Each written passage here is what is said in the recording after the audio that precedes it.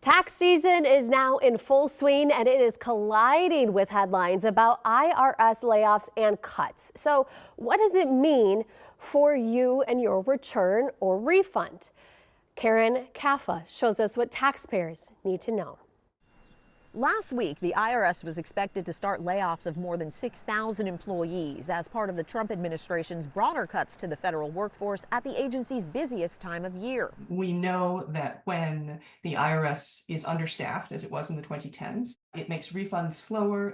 Means they have a hard time answering their phones if you've got questions. Vanessa Williamson, a senior fellow in governance studies at the Brookings Institution, says the cuts could impact important taxpayer resources. There's some evidence that a lot of the cuts are going to come to people who help small business owners who have some of the most complicated taxes of anyone.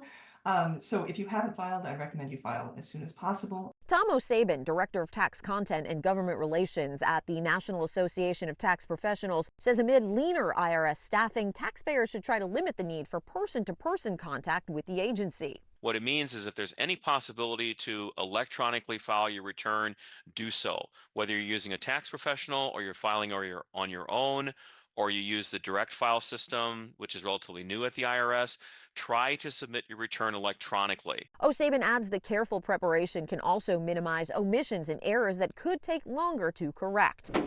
And no matter the headlines, he says, to complete that return. In reading a lot of these social media posts and the like, there's been some talk about waiting to file or don't bother to file. I think that's a fool's recommendation. In Washington, I'm Karen Kaffa.